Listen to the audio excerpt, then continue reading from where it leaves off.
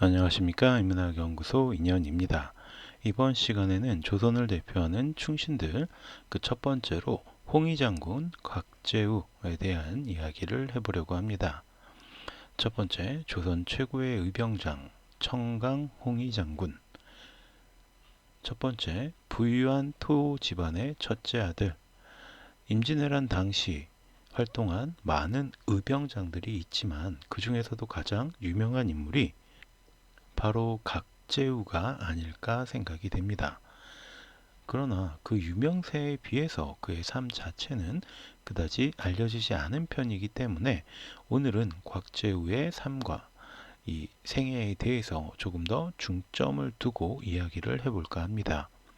1552년 경상도 의령의 외갓집에서 황해도 관찰사 곽월의 아들로 태어난 곽재구는 비록 3살 때 어머니가 돌아가시긴 했지만 부유한 환경 덕분에 별 문제없는 생활을 지내고 있었습니다. 사실 외조부 강응두는 의령에서 알아주는 부호였으며 곽재우의 집안 역시 현풍에서 고려시대 때부터 손꼽히는 토 가문이었습니다. 곽재우의 본가는 밀양 박씨와도 오랜 시간 혼맥으로 이어져 왔기 때문에 경남 지방에서는 그야말로 굳건한 세력을 지닌 집안이었다고 할 수 있죠. 아버지의 재혼으로 새어머니가 된 허씨 역시 태계 이황의 부인과 사촌지간인 명가였기 때문에 곽재우를 비롯한 곽월의 전처 강씨의 자녀들은 물론이고 자신이 낳은 자녀들까지 정성껏 돌보았습니다. 곽재우는 이런 새어머니에 대한 효심이 매우 깊었다고 전해집니다. 곽재우는 10대 중반에 경남 산음에 자리 잡은 조식의 문화에서 공부를 시작합니다. 그리고 16살에 그 조식의 외손녀이자 창원과 단성에서 이름 높은 상주 김씨 집안의 딸과 결혼을 했죠. 그야말로 막강한 결혼 동맹을 통해 경상우도 지역에서 명성을 높였으며 그 지역 사대부들과 수월하게 우호 관계를 맺을 수 있었습니다. 그러나 19살 무렵부터는 문이 아닌 무에 관심을 갖게 되는데 당시 지방 귀족 가문의 자제들은 한양의 털을 잡은 귀족 가문들과 문과에서 경쟁하는 것보다 커트라인이 낮은 무과를 통해 출세하는 것이 유행했었기 때문입니다.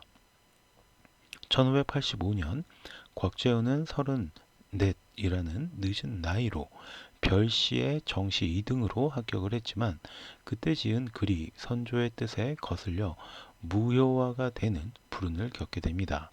엎친 데 덮친 격이랄까.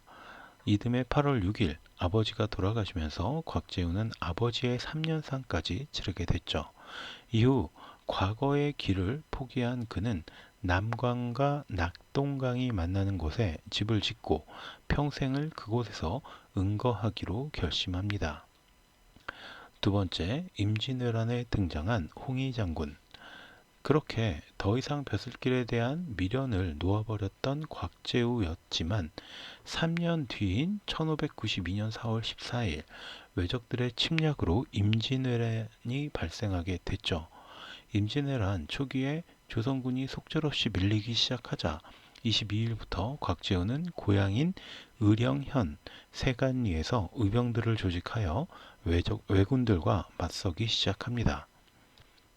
사실 그가 처음 조직했던 의병은 자신이 거느리고 있던 노비 10여 명이 전부였습니다. 그러나 이웃의 양반들을 설득하며 이틀 만에 50명으로 숫자를 늘린 그는 곧 2천여 명을 조직하여 그 숫자를 유지했습니다. 다만 이 많은 숫자의 의병을 유지하기 위한 물질적 자원이 부족해서 곽재우는 자신을 포함한 처자식들의 의복까지 내놓아야 했죠. 아무리 지역에서 떵떵거리는 가문이었다고 해도 2천여 명을 먹이고 마시고 입히고 무장할 물질을 감당하기에는 어려웠던 것입니다. 이때 관군이 모두 도망가 버린 초계형과 신반연의 관아 창고를 뒤져가면서 무기와 군량 등을 확보하고 강에 버려진 쇠곡선의 쇠곡을 가져다가 군량에 보태게 됩니다.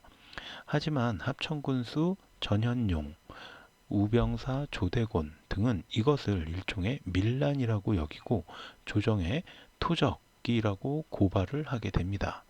다행히 초유사 김성일의 해명으로 오해가 풀린 각재우는 의령을 거점으로 현풍, 영산, 진주 등 낙동강 일대를 중심으로 한 지역에서 혁혁한 정과를 올리게 됩니다.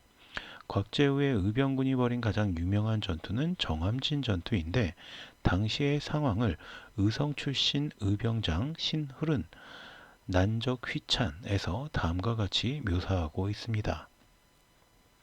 전라승검사라고 칭하는 왜적이 정암진을 건너야겠다는 경문을 돌렸는데 그 경문에는 맞이하는 자는 안전하고 항거하는 자는 죽으리라고 쓰여 있었다. 모든 사람이 어쩔 줄 모르며 한간의 의견이 통일되지 않았다. 이에 곽재우가 분연히 크게 꾸짖기를 감히 말하노니 적을 맞이하는 자는 죽으리라 하고 적에게 보내는 격서를 쓰기를 천자께서 내 놈들이 우리나라를 침범하려 한다는 사실을 들으시고 미리 홍위 장군을 보내어 정해변을 거느리고 도중에 습격하도록 하셨노라 하였다. 그리고 곧바로 한 사람에게 붉은 옷으로 갈아입혀 산 위에서 달리게 하고 또 다른 한 사람은 같은 색깔의 옷을 입혀 말을 타고 산 위로 치달리도록 하여 서로 바라보는 땅을 달리게 하였더니 능히 산골짜기를 날아 넘는 듯 했다.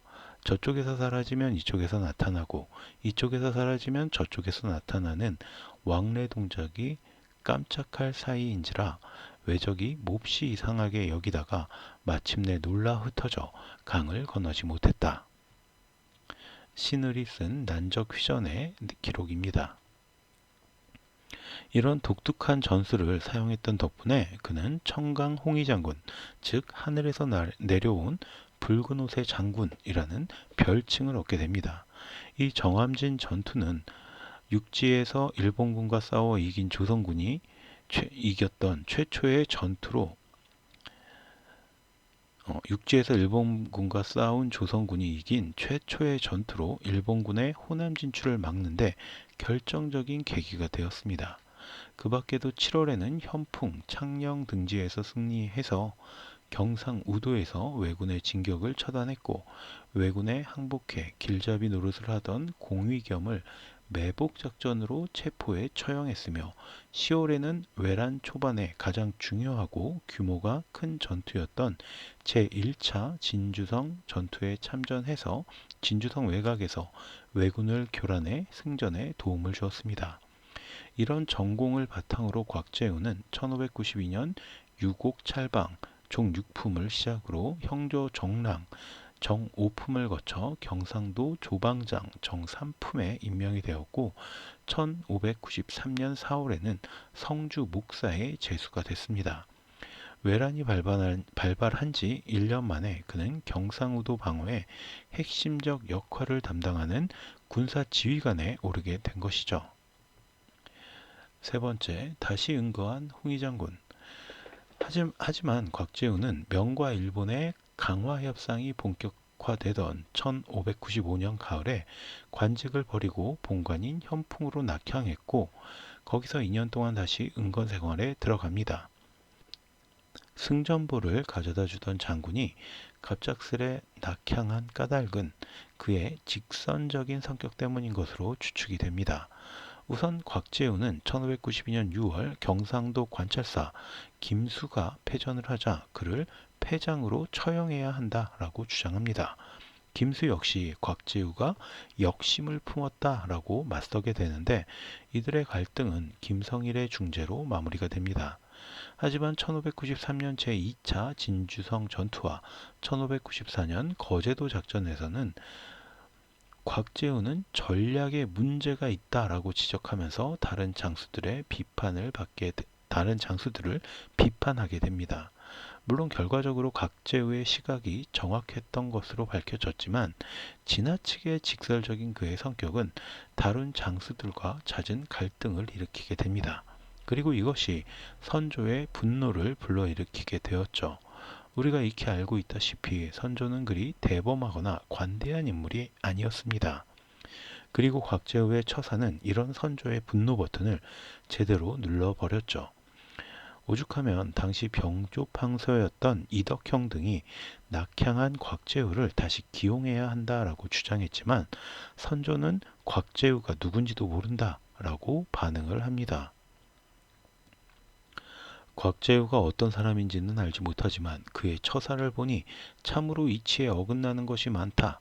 도채찰사가 격서를 보내 불렀지만 고압적인 자세로 나아가지 않은 것은 무슨 뜻인가? 그의 사람됨을 알 수 있으니 함부로 병권을 맡길 수 없다. 선조실록 1596년 2월 18일의 기록입니다. 다만 정류재란이 발발이 확실해지던 무렵 곽재우는 다시 경상좌도 방어사에 기용이 되었지만 글 초반에서 설명했던 새어머니 허씨가 1597년 사망하자 강원도 울진으로 피신하여서 3년상을 치르게 됩니다. 그리고 이동안 전쟁은 끝이 났죠. 전란이 마무리되고 조정은 당쟁에 휩싸이게 됩니다. 곽재우는 조식의 외손녀와 결혼했던 만큼 북인계로 분류가 됐지만 외란 동안 그와 함께했던 인물들은 김성일, 유성룡, 이원익 등 남인계 인사였습니다. 문제는 이 당쟁의 과정에서도 곽재우는 노박구 성격을 그대로 드러냈다라는 점입니다. 1600년 2월 대북은 주화론을 빌미로 유성룡을 탄핵했는데 곽재우는 1600년 상소를 올려서 주화론을 강력하게 주장했으며 선조가 이원익을 파직시킨 것을 비판하며 사직하고 다시 고향으로 낙향합니다. 문제는 당시 곽재우가 왕의 허락을 받지 않고 내려가 버렸다라는 점이었죠. 선조의 분노 버튼이 다시 한번 눌리는 사건이었습니다. 당시 선조는 장 100대에 멀리 유배 보내기도 모자란다 라며 분노했고 결국 전라도 영암에 3년 동안 유배를 당하게 됩니다. 이후에도 선조는 다른 대신들이 경상우도가 보존된 것은 참으로 그의 공로라면서 곽재우의 공신 책봉을 건의했지만 받아들여지지 않았습니다. 결국 곽재우는 선무공신에 책봉되지 못하게 되었죠. 곽재우는 1602년 유배에서 해제되어 현풍으로 돌아왔는데 이때부터 익힌 밥을 멀리하고 솔잎만 먹었다고 전해집니다. 이후 선조가 사망하고 광해군이 왕이 되면서 그를 경상좌도 병마절도사로 임명하게 됩니다. 이후에도 광해군은 그를 경상우병사, 삼도수군 통제사, 함경도 관찰사, 전라병사, 오이도총부 도총관 등 고위직에 차례로 임명을 했는데 당시 실권을 잡고 있던 대북 세력은 곽재우를 받아들이지 않았습니다. 곽재우는 관직에 임명될 때마다 상소를 올려서 자신의 주장을 개진하고 받아들여지지 않으면 낙향하는 생활을 계속했습니다. 당시에는 이미 그 많던 재산을 의병 활동에 쏟아붓고 이후에도 잦은 낙향과 무관심한 경제 활동으로 인해 매우 궁핍한 삶을 살고 있었죠. 그리고 곽재우는 1617년 3월 병이 깊어지자 스스로 치료를 중단했고 1617년 4월 10일 망우정에서 66세를 일기로 세상을 떠나게 됩니다. 부잣집 아들로 태어나 일세를 풍미한 의병장이 남긴 것이라고는 단벌 옷에 검은고 낚싯배 한 척이 전부였습니다. 나라를 위해 모든 것을 바친 의병장 곽재우는 당쟁에 휘말리고 선조의 눈밖에 나면서 결국 이렇듯 쓸쓸한 죽음을 맞이한 것입니다. 자, 그럼 오늘 이야기는 여기서 모두 마치도록 하고요. 저는 다음 시간에 또 다른 컨텐츠로 찾아뵙도록 하겠습니다. 오늘 제가 들려드린 이야기가 여러분의 흥미와 호기심을 조금이라도 만족시켜 드렸다면 구독과 좋아요도 부탁드리겠습니다. 감사합니다.